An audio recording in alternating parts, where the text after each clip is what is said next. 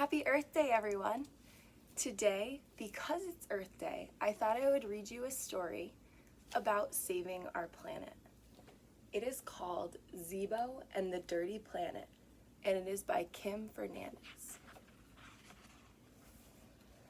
The first page of the story you open up and it reads, "In the world in which we live, it is impossible to hide mistakes from our children. Let's acknowledge those mistakes and work together for the future of our planet." And that's by Friends of the Earth. I used to love this story as a kid, and I hope you enjoy it too. Zebo and the Dirty Planet.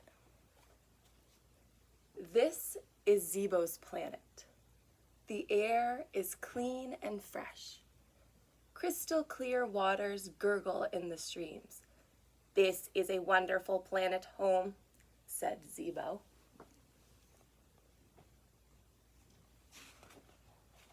Looking through his telescope one day, Zebo could see that one of the other planets in the sky was getting quite dirty. The plants and animals were looking sick. This made Zebo very sad. He decided to go and see what was happening.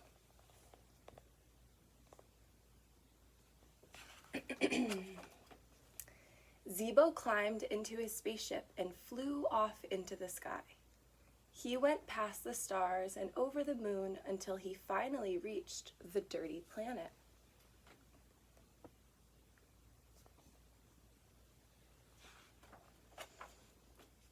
There was litter on the ground and garbage in the rivers, and you could not drink the water.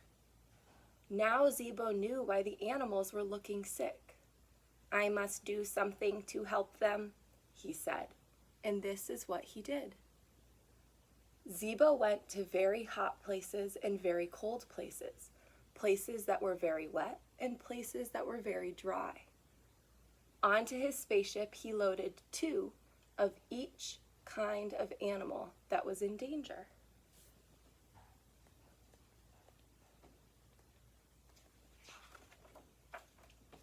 Crocodiles and whooping cranes, zebras and whales, tigers and elephants, and loads of toads.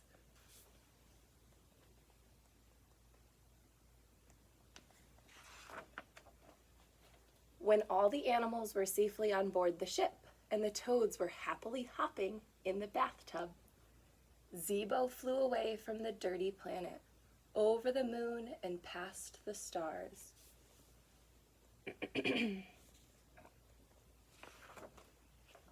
Zebo knew that the animals were snug in their pens. He did not know that Amy and Andrew had come on board and were hiding in the closet. As the spaceship zoomed across the sky, the children tiptoed out of the closet.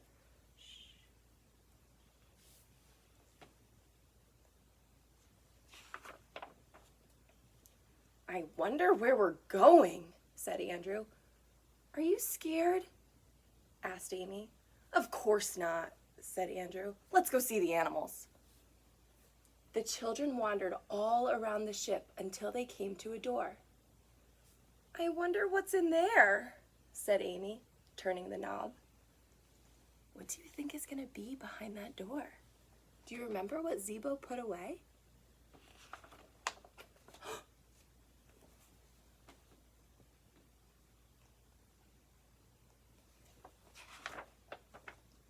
Then the spaceship suddenly stopped. Amy and Andrew ran to the control room. "We're here," cried Zebo. "Where?" asked Amy. "We're home," said Zebo, jumping out of his chair. He ran to the door and opened it wide. He took a deep breath of the clean, fresh air. "It's so good to be home."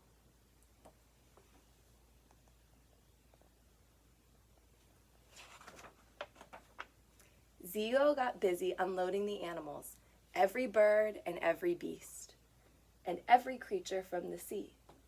Quietly, Amy and Andrew helped.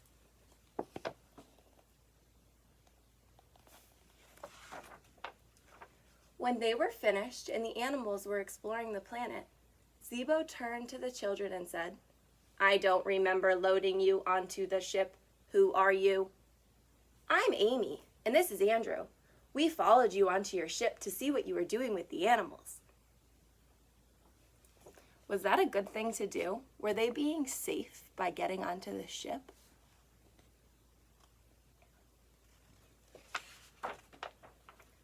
I'm saving them, said Zebo.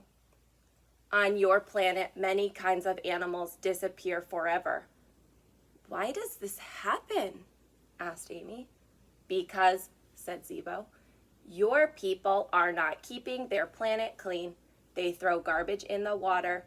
They chop down too many trees where the animals live. This upset Amy and Andrew. Can our people fix their planet? They asked. I think so, said Zebo.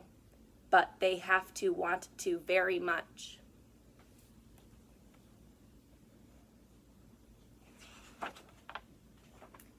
Then we must go home, said Andrew. We must go home and tell them right away. I'll make a list of things we can do, said Amy. An excellent idea, said Zebo. Zebo gave Amy and Andrew a spaceship all their own and a map of the sky. Tell your people, said Zebo, that when they learn to take care of the trees and keep the water clean, then I will bring their animals back.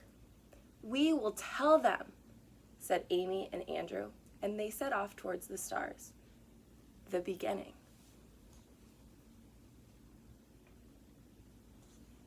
Now, that's the end of our story, but in the back of this book, there's a list of things that Amy and Andrew could do to help their planet. I want you to see when I'm reading this list if these are things that you have done. If there is a recycling program in your community, this is what you can do to help. You can save glass bottles, the non-returnable kind, tin cans rinsed, newspapers after removing shiny inserts with colored printing, like the ads and stuff. Save the funnies, as they make excellent gift wrap.